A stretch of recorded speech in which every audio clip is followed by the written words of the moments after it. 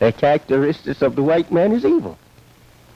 He was made like that through nature, now we say.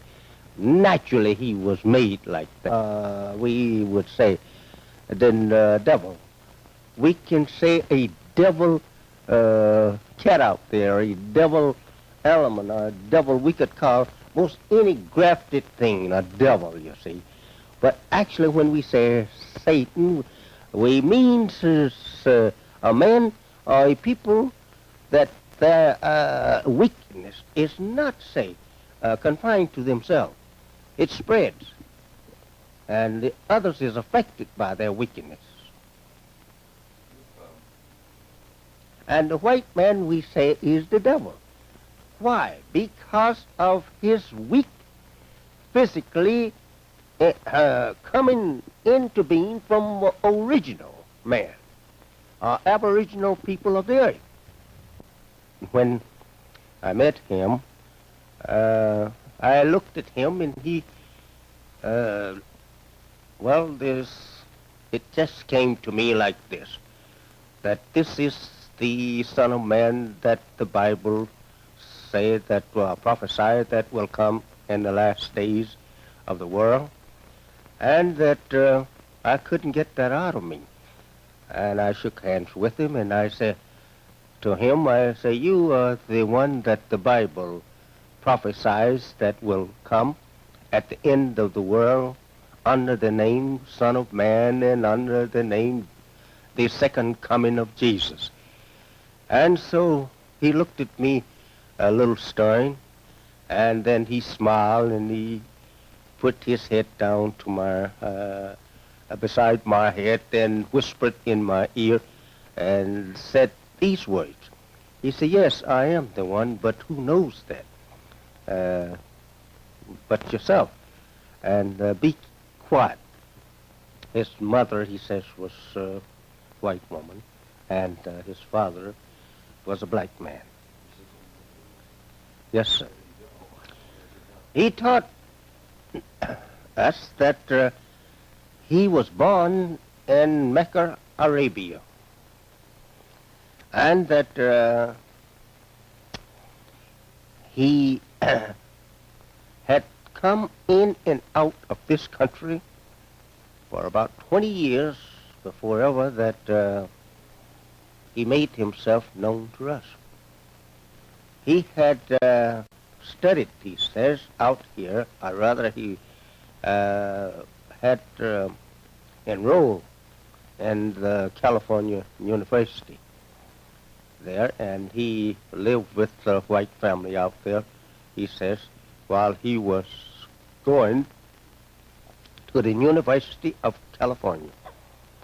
How long he went to this university, I don't know. But he says to me that he did go to this university and enroll there. And other universities he mentioned to me.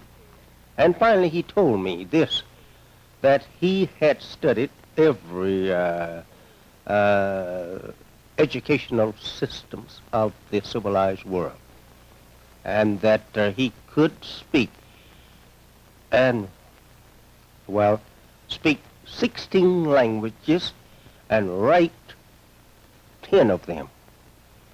He could speak 16 fluently. Well, I was not too much learned into scripture at that time, and I had not studied too much, but I had from a child up wanted to learn the scripture, because my father was a preacher, and I always from a child up wanted to help him or take his place one day as a preacher. And so I was always studying the Bible, and I had read much about the coming of the judgment and the coming of God and Jesus returning to resurrected dead and all like that. I had studied much of that. And so all of his talk and teachings correspond with what I had learned of the scripture. And therefore I become one of his, I should say, 100% convert. And on his leave of us, he began to tell me what I may expect, what will come to pass, and what I should do to try and make my people qualified, rather to reform them and make them acceptable by the Islamic people, and teach them that they must change completely in the way of righteousness, and that they would have to forego the name that they was in, and that he would give them all a name himself. And much he said to me. He used to teach me night and day. We used to sit sometime from early part of the night until sunrise and after sunrise, all night long for about 2 years or more. He was with us 3 years, a little better, and I was constantly around him, and he was constantly teaching me of things of Islam and what is to come and what was before. And this is the way that we began. And he patted his hand on my shoulder, give me kind of a little show, a way around him. And there was some more there present. And he started talking to some of them. And about a month later, he told my wife to tell me to go ahead and start teaching out there in the little part of, I would say, it's not a little part now, it's a very large part, in Hamtramck, Michigan. That's in Detroit. Hamtramck is in Detroit. And I was living in Hamtramck at that time. So he says to my wife, you tell him that he can go ahead, because I had wrote him. And he received my letter. And I was telling him what I could not tell him there in the public. And then he says to me, you go ahead and start teaching, and I will back you up. And I started teaching that he was the answer to the prophecy of the coming of Jesus 2,000 years after Jesus' birth, and that this is the man at that time. And so I did begin teaching that with the Son of Man, the second coming of Jesus is present. This is him now, here among us.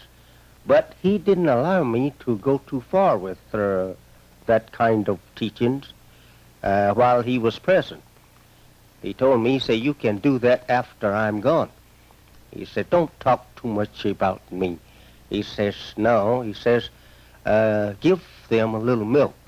That's the way he talked all the time. And he never would say anything hardly just direct. He would give it to you in a way that you would have to learn just exactly what he meant by what he said. And so he says, you cannot give babies meat. And I understood what he was referring to. And so he said, give little baby milk. He said, when I'm gone, he said, then you